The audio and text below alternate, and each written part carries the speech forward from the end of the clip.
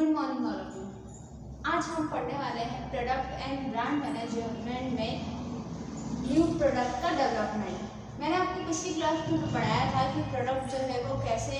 क्या होता है, प्रोडक्ट की हमने कैरेक्टरिस्टिक्स नेचर्स की बात कर ली थी। साथ ही साथ मैंने आपको पढ़ाया था कि प्रोडक्ट में क्या क्या क्लासीफाई किया है, क्या क्या चीज़ें जो है प्रोडक्ट के अंदर होती है, कौन कौन से प्रोडक्ट जो है हमारे लिए इम्पोर्टेंट होते हैं और कौन कौन से प्रोडक्ट ऐसे होते हैं जो नॉन इम्पोर्टेंट होते हैं। नेक्स्ट आज हम स्टार्ट करने वाले हैं। आज की वीडियो में मैं आपको बताने वाली हूँ न्यू प्रोडक्ट डेवलपमेंट। मतलब कि जब प्रोडक्ट मार्केट में कोई प्रोडक्ट जो है वो चलना बंद हो जाता है या सेल होने बंद हो जाते हैं तो कौन से न्यू प्रोडक्ट जो है वो मार्केट में बिजनेसमैन जो है लेकर आते हैं। आज हम उसी के बारे में डिस्कस करेंगे कि कौन कौन से ऐसे प्रोडक्ट है जो बिजनेसमैन जो है न्यू थिंग्स के साथ न्यू टेक्निक्स के साथ मार्केट में प्रोडक्ट को लाया जाता है, कितने स्टेजेस पे प्रोडक्ट जो है उसकी साइकिल होती है, कितने स्टेजेस पे कैसी कैसी चीज़ें जो है या कौन कौन सी टेक्निक्स है जो उसके अंदर रहती है। तो first thing long term consumer welfare. मतलब दो तरीके से प्रोडक्ट जो है हमारे मार्केट में चलते हैं। एक कुछ ऐसे प्रोडक्ट जो लॉन्ग टर्म चलते हैं और कुछ ऐसे प्रोडक्ट जो शॉर्ट टर्म चलते हैं। अब उनमें भी क्लासिफाई किया है। ये एक छोटा सा चार्ट है, इसके थ्रू आपको ये बताया गया है कि कौन कौन से प्रोडक्ट जो है वो हमें लो मतलब कि कम ज़रूरी है और कौन कौन से प्रोडक्ट जो है वो हाई मतलब कि ज़्यादा ज़रूरी है, जिनके बिना हम कोई भी काम कर ही नहीं सकते। तो लो प्रोडक्ट में फर्स्ट प्रोडक्ट होता है deficient product. Deficient product means वो प्रोडक्ट जो हमारे लिए ज़रूरी तो है लेकिन हम जो है वो उसके बिना भी रह सकते हैं। अगर हम हमारी इच्छा है कि इच्छा अनुसार के प्रोडक्ट मतलब कि हमारा ये इच्छा है कि हमें उस प्रोडक्ट को कंज्यूम कर लेना चाहिए, परचेस कर लेना चाहिए, बट कुछ ऐसा कुछ क्वेरी की वजह से या बाद में हम ये सोचते हैं कि नहीं हम उस प्रोडक्ट को क्या करेंगे बाद में लेंगे, या साथ ही साथ ये सोचते हैं कि नहीं हम उस प्रोडक्ट के बिना ही काम चला लेंगे, तो वैसे प्रोडक्ट क्या कहलाते हैं डेफिशिएंट प्रोडक्ट कहलाते हैं। सेकेंड होते हैं सैनिटरी प्रोडक्ट्स। ये हायर वाले होते हैं। हायर फॉर एग्जांपल हम सैनिटरी प्रोडक्ट्स जिनकी ज़रूरत हमें होती ही होती है, जिनके बिना हम कोई भी काम नहीं कर सकते। फॉर एग्जांपल अगर मैं आपको कहूँ कि आप मेडिसिन है या जो इम्पोर्टेंट प्रोडक्ट्स है जिनकी आपको बहुत ज़्यादा ज़रूरत होती ही होती है, जो आपके लिए नुकसानदायक तो है पर फिर भी आपको वो ज़रूरी है, तो वो कैसे प्रोडक्ट कहलाते हैं सैनिटरी प्रोडक्ट। और सैनिटरी प्रोडक्ट का बेस्ट एग्जाम्पल है लाइक एल्कोहल हुआ या अदर जो चीज़ें मेडिसिन से रिलेटेड हुई जो आपकी बॉडी को नुकसान पहुंचा रही है, बट फिर भी आप जो है उसको खरीदना या परचेस करना चाहेंगे और वो आपकी नेसेसरी थिंग्स है, मतलब वो आपके लिए बहुत ज़्यादा ज़रूरी है। Fourth one is pleasant product.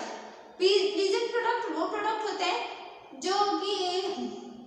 जब बिकते हैं तब तो ठीक है, बट फिर आप बाद में जब उसको यूज़ करते हो तब आपको ऐसा लगता है कि नहीं काश मैं उसको नहीं खरीदता, या वो प्रोडक्ट तो जब ओपन किया उसके बाद वो प्रोडक्ट क्या निकल गया खराब निकल गया, तो उस टाइप के प्रोडक्ट जो कहलाते हैं वो कौन से प्रोडक्ट कहलाते हैं प्लीजेंट प्रोडक्ट कहलाते हैं। Now fourth one is desirable product. Desirable product मतलब कि ये भी इच्छा के जैसे रहता है कि आपका मन हुआ उस प्रोडक्ट को खरीदना का तो आप जो है उस प्रोडक्ट को परचेस करेंगे, अगर नहीं है तो आप उस प्रोडक्ट को परचेस नहीं करेंगे। तो इस टाइप के जो है ये चार तरह के या चार टाइप्स के चार क्लासिफिकेशन है प्रोडक्ट के कि कौन कौन से प्रोडक्ट आप कब खरीदना चाहेंगे, कौन कौन से प्रोडक्ट जो है वो कब नहीं खरीदना चाहेंगे और किस हिसाब से आपकी नेसेसिटी के हिसाब से, आपकी नीड्स के हिसाब से, आपकी वांट्स के हिसाब से आप किन प्रोडक्ट को परचेस करेंगे और किन प्रोडक्ट को परचेस नहीं करेंगे। Next is element.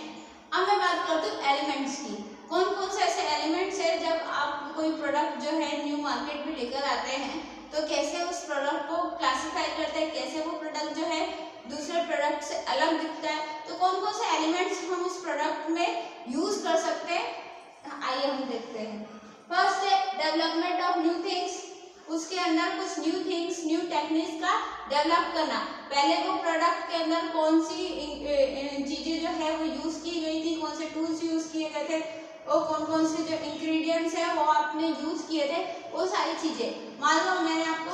First lecture में या फर्स्ट क्लास में बताया था कि अगर आप कोई सोप बना रहे हो, कोई साबुन का मैन्युफैक्चरिंग इंडस्ट्रीज है और कोई आप साबुन को मैन्युफैक्चरिंग कर रहे हो, तो पहले वो उसमें कौन कौन सी चीजें जो है या कौन कौन से इंग्रेडिएंट्स आपने यूज किए थे, उसके बाद अगर वो सोप जो है वो सेल होना बंद हो जाता है या कम हो जाता है, तो फिर अब न्यू थिंग्स के साथ उससे सोप को कैसे लेकर आओगे, कौन कौन से न्यू थिंग्स जो है उसमें यूज करोगे, कौन सा आप परफ्यूम यूज कर सकते हो या कौन सी उसमें फ्रेग्रेंस डालोगे, जिससे क्या होगा कस्टमर आपके प्रोडक्ट की ओर अट्रैक्ट होगा और उसके साथ में ही आपका ही प्रोडक्ट जो है वो कंज्यूमर क्या करेगा, परचेस करेगा। तो सबसे पहले तो डेवलपमेंट ऑफ न्यू थिंग्स, मतलब कौन सी न्यू थिंग्स के साथ उस प्रोडक्ट को मार्केट में फिर से लाया जा रहा है।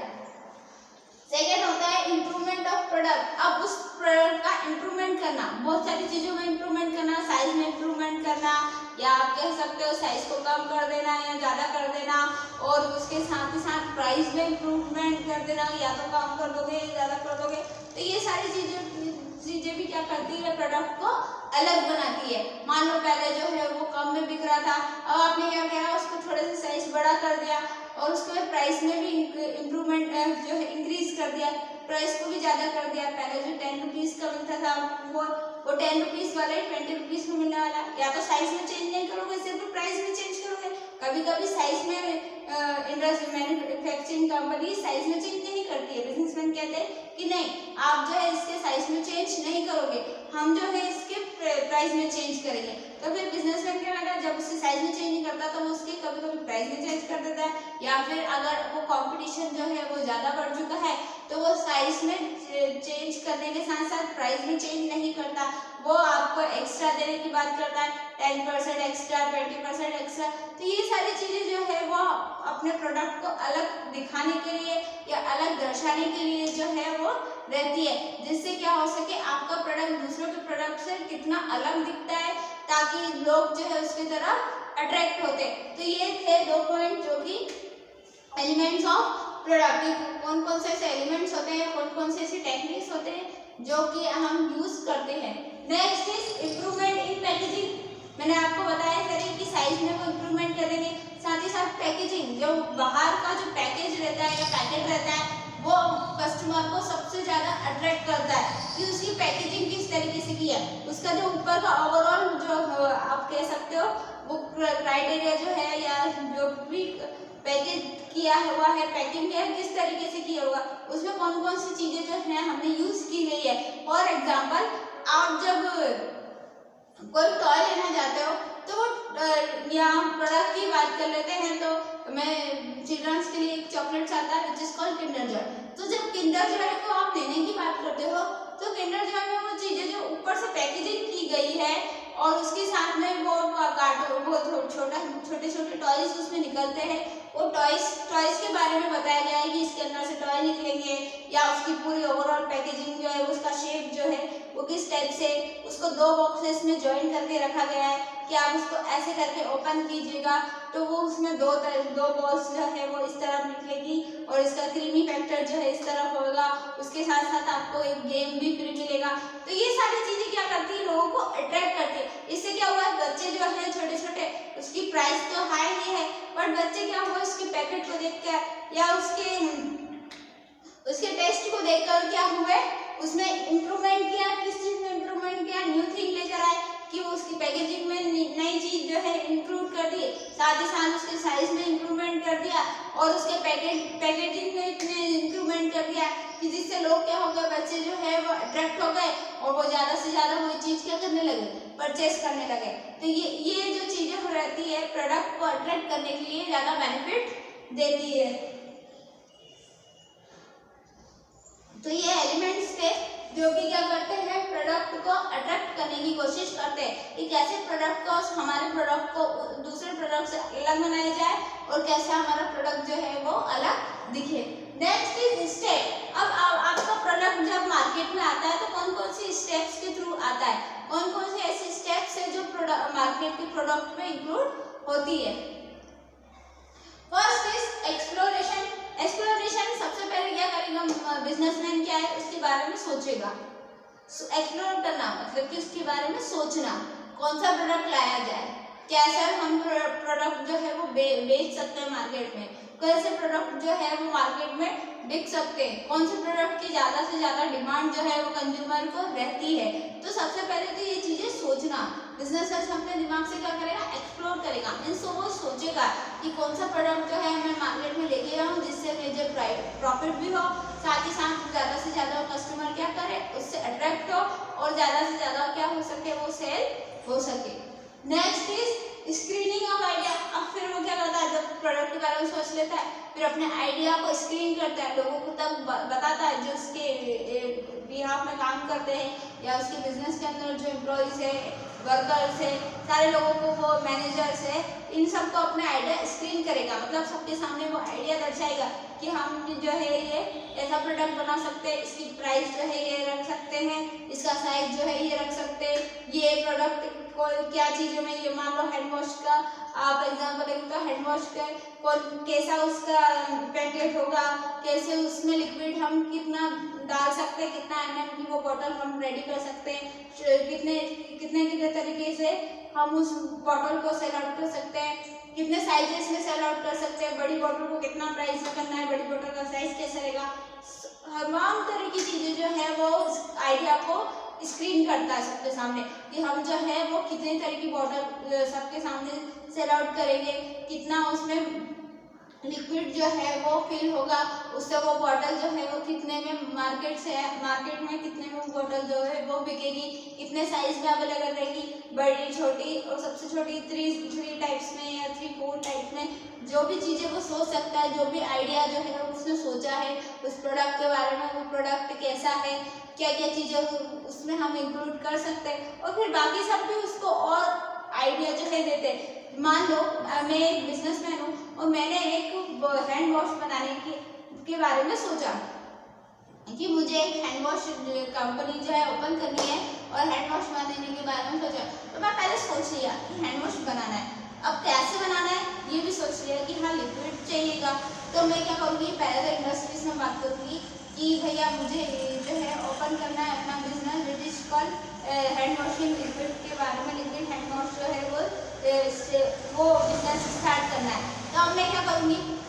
जो बिजनेस इंडस्ट्री में जाकर बोल दूँगी, इंडस्ट्री वाले मैन्युफैक्चरिंग करेंगे, मैं उनको बताऊँगी कितना मैन्युफैक्चरिंग करना है फर्स्ट टाइम में, उसके साथ साथ मैं अपने बिजनेस में जो पार्टनर्स हैं उनको बताऊँगी, या जो भी एम्प्लॉयज़ मैनेजर्स जो भी काम कर रहे हैं मेरे अंडर में, मैं उनको भी ये सारी चीज़ें जो है समझाऊँगी कि मैंने जो है वो लिक्विड हैंड वॉश का बिजनेस स्टार्ट करने के बारे में सोचा है और कौन कौन सी इंग्रेडिएंट्स के साथ में मैं ये जो प्रोडक्ट है वो मार्केट में लेकर जाऊंगी। उसके बाद में फिर वो सब भी सुनेंगे तो फिर वो भी अपना अपना आइडिया देंगे कि नहीं आप जो है उसके साइजेस में चेंज कर दीजिए, उसके प्राइस में थोड़ा सा स्टार्टिंग में आप प्राइस कम रखिए ताकि लोग कस्टमर जो है अट्रैक्ट हो, या उसके साइज में अच्छा खासा आप बेनिफिट दे सकते हैं 10% एक्स्ट्रा, या इस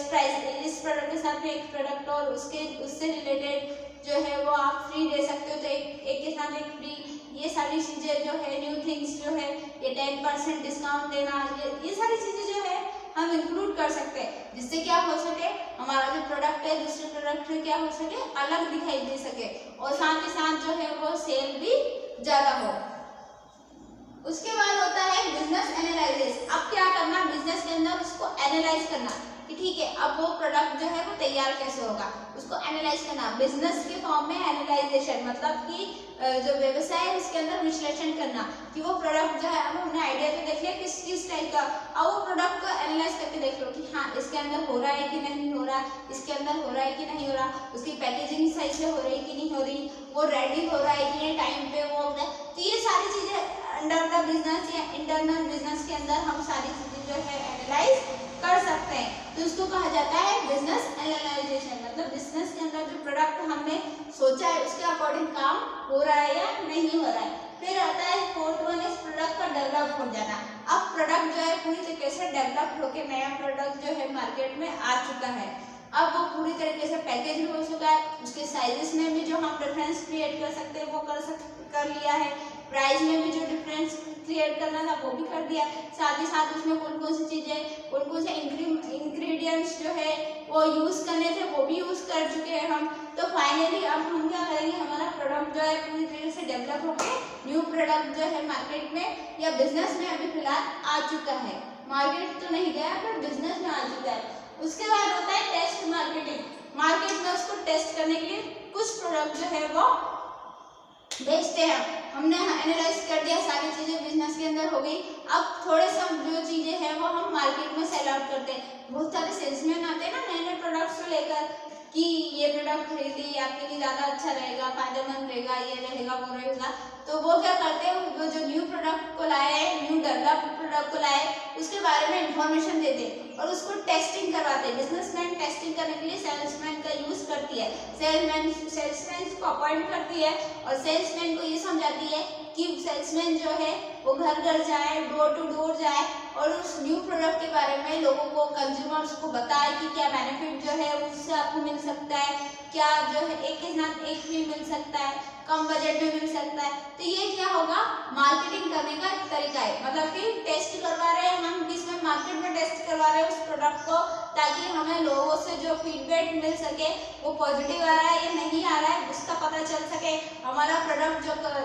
इंडस्ट्री से तैयार होकर आया है वो सच में आया है या नहीं आया। उससे हमें तो सेटिस्फेक्शन मिल चुका है कि हाँ बिजनेस में हमने एनालिसिस को कर लिया है कि हाँ वो प्रोडक्ट जो है अच्छे से तैयार हो गया। बट उससे कंज्यूमर जो मेन जो टारगेट हमारा रहता है कंज्यूमर का सेटिस्फेक्शन होना, तो वो लोग सेटिस्फाई हो रहे हैं या नहीं हो रहे। तो कुछ दिनों तक सेल्समैन के थ्रू जो है वो बिजनेसमैन उन प्रोडक्ट को सेल आउट करता है कि अभी आप फ्री में रख लीजिए। बहुत सारे लोग बोलते हैं कि अभी आपको स्टार्टिंग में हम लोग फ्री में दे रहे हैं, या एक प्रोडक्ट के साथ एक फ्री में मिलेगा, या कम बजट में मिल रहा है, या जो उसकी कॉस्ट प्राइस है उससे भी कम में जो है वो प्रोडक्ट जो अवेलेबल हो रहा है। And last is commercialisation. Commercialisation मतलब टेस्ट होने के बाद जब हमारा फीडबैक जो है वो अच्छा आया तो फिर हम उसको कमर्शियलाइज कर देंगे, ऑफिशियल जो है उसको सेल करना शुरू कर देंगे। तो ये होते हैं स्टेप्स जिसके थ्रू जो है हमारा प्रोडक्ट जो है मार्केट में कैसे आता है। और फिर फाइनली वो सेल आउट होके और फिर वो चलता जाता है। फिर एक टाइम आता है कि जब वो प्रोडक्ट का एंड हो जाता है। कोई भी प्रोडक्ट जो रहता है उसकी कोई ना कोई एंडिंग पॉइंट जरूर होता है।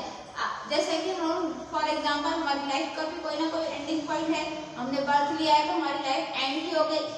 एंड भी होगी ही होगी, ये तो हम सभी जानते हैं। तो वैसे ही प्रोडक्ट का भी है, प्रोडक्ट की भी एक पूरी लाइफ साइकिल चलती है। प्रोडक्ट भी फर्स्ट टाइम आता है, फिर उसमें जो है जब लॉस शुरू हो जाता है तो फिर बिजनेसमैन न्यू प्रोडक्ट को लेकर आता है, which is called new product का डेवलपमेंट करता है। फिर वो न्यू प्रोडक्ट का डेवलपमेंट भी इसी प्रकार करता है। नए प्रोडक्ट को पहले आइडिया सोचेगा क्या हम न्यू कर सकते हैं, फिर उस आइडिया को एक्सपांशन करेगा, स्केलिंग करेगा, फिर उसके प्रोडक्ट जो है वो रेडी करवाएगा, उसके बाद वो बिजनेस में एनालाइज करेगा, उसके बाद वो टेस्टिंग के लिए भेजेगा एंड नाउ फिर वो कमर्शियलाइज करेगा, सेल आउट शुरू करेगा। उसके बाद भी अगर वो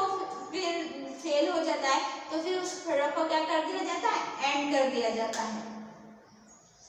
फॉर एग्जाम्पल अभी आपने कुछ दिन पहले ये एग्जाम्पल देखा था कि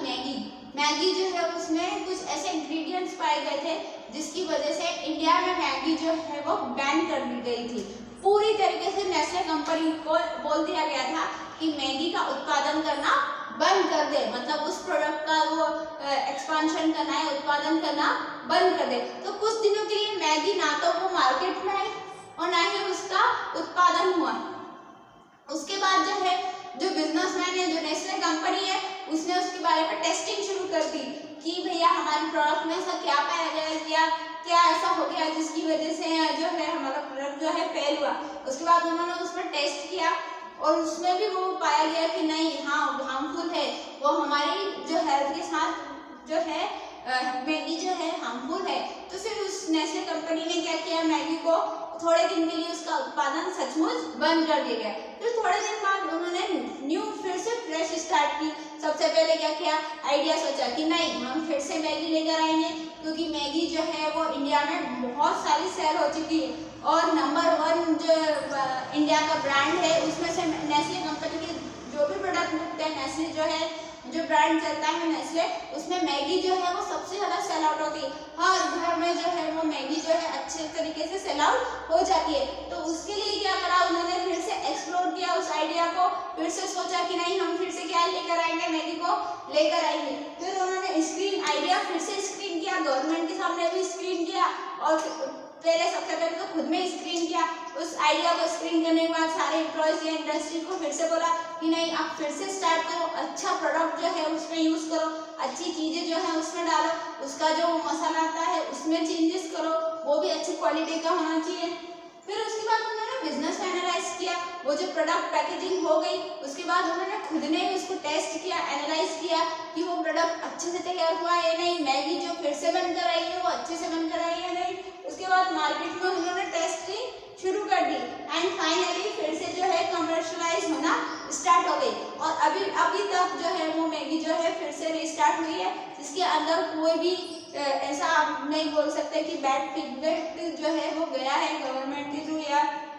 मार्केट के थ्रू कि अब जो मैगी आई है उसमें किसी भी तरह का कोई नुकसान पहुंचा रही है। तो ये था कि कैसे मार्केट से प्रोडक्ट जो है वो चले जाते हैं और फिर न्यू थिंग लेकर आते हैं। तो आज हमने सीखा कि न्यू प्रोडक्ट का डेवलपमेंट होता कैसे है। जब प्रोडक्ट एक लॉन्च हो जाता है उसके बाद फिर उसको ऐड कर दिया जाता है मार्केट से, तो फिर बिजनेसमैन किस तरीके से नए प्रोडक्ट को लॉन्च करता है, किस तरीके से हमारे प्रोडक्ट जो है हमारे यहाँ नेसेसरी होते हैं। मैंने आपको 4 तरह के प्रोडक्ट बताए हैं। ये 4 तरह के प्रोडक्ट है, कौन कौन से प्रोडक्ट हमारे लिए नेसेसरी है। फॉर एग्जाम्पल सैनिटरी प्रोडक्ट जो है वो आपके लिए बहुत नेसेसरी है, भले वो आपकी लाइफ को स्पॉइल कर रहा है, आपकी बॉडी के लिए हार्मफुल है, वो आपकी बॉडी को नुकसान पहुंचा रहे हैं, पर फिर भी ऐसे कुछ प्रोडक्ट होते हैं वो आपको बहुत ज़्यादा ज़रूरी हो जाते हैं, नहीं चाहिए ही चाहिए। फॉर एग्जांपल मेडिसिन हुई, अल्कोहल हुई, सिगरेट हुई, ये सारे एग्जांपल किसके हैं जो आपकी बॉडी को आपको पता है कि ये नुकसान पहुंचा रहे हैं, बट फिर भी आप क्या कर रहे हो, उनका सेवन कर रहे हो। नेक्स्ट इज कि कुछ प्रोडक्ट ऐसे होते हैं जो हमारे लिए लाभदायक भी होते हैं और साथ ही साथ जरूरी भी होते हैं। फॉर एग्जांपल वॉशिंग पाउडर हुआ या वॉशिंग सोप हुआ, जिससे कि हम कपड़े वॉश करते हैं, वो क्लोथ के लिए भी अच्छे हैं कि इससे सारी जो हमारे क्लोथ्स जो है वो पूरी तरीके से अच्छे से साफ हो जाते हैं। साथ ही साथ वो हमारे अगर हम हाथ से उसको साफ करते हैं, वॉश करते हैं कपड़ों को, तो वो ना तो क्लोथ्स को कोई नुकसान पहुँचाते हैं और ना ही हमारे हाथ को, हैंड्स को कोई नुकसान पहुँचाते हैं, ना उसमें कोई ऐसा पौष्टिक या आप बोल सकते हो ऐसी कोई सी चीज़ मिली हुई है जिससे कि हमारे हाथ को नुकसान में लाया जा सकते। बट कुछ प्रोडक्ट ऐसे होते हैं जो डिज़ायरेबल होते हैं, मतलब जिनकी हमें इच्छा होती है खरीदने की, बट फिर भी हम उन्हें खरीद नहीं कर सकते या ज़रूरी भी नहीं होते। और साथ ही साथ कुछ प्रोडक्ट ऐसे होते हैं जिनकी इच्छा हमारी हो जाती है खरीदने की, बट जब हम खरीद लेते हैं तो फिर ऐसा लगता है कि हम थोड़े दिनों बाद हमें रियलाइज़ होता है कि नहीं, हमें वो प्रोडक्ट खरीदना नहीं चाहिए था। एंड कुछ प्रोडक्ट ऐसे होते हैं जो उस वक्त हमें ऐसा लगता है कि नहीं हमें ये परचेस कर लेने चाहिए, बट बाद में ये रियलाइजेशन होता है कि नहीं करते तो अच्छा होता। तो मार्केट में various type of categories product की अवेलेबल होती है। और फिर हमने पढ़ा कि एलिमेंट्स कौन कौन से होते हैं, कैसे जो है बिजनेस में न्यू तरीके से कैसे उसकी पैकेजिंग में, प्राइस में, उसके साइज में, सारी चीज़ों में एलिमेंट न्यू चीज़ें जो है एड ऑन करती है। और साथ ही साथ हमने पढ़ा स्टेप्स की, कौन कौन से स्टेप्स के थ्रू मार्केट में प्रोडक्ट लाए जाते हैं। अब सेकेंड क्लास में मैं आपको पढ़ाऊंगी प्रोडक्ट के कुछ साइकिल और उसके natures, scope, limitations, advantages of product, इसके बारे में डिस्कस करेंगे। आई होप सो आपको न्यू प्रोडक्ट का डेवलपमेंट जो है वो समझ में आया होगा, साथ ही साथ इसके एलिमेंट्स और स्टेप्स भी समझ में आ गए होंगे। अब मैं न्यू वीडियो में या न्यू लेक्चर में हम डिस्कस करेंगे प्रोडक्ट के बारे में अलग तरीके से, मतलब उसके एडवांटेजेस क्या होते हैं, उसके डिसएडवांटेजेस क्या होते हैं। तब तक के लिए थैंक यू सो मच और देखते रहिए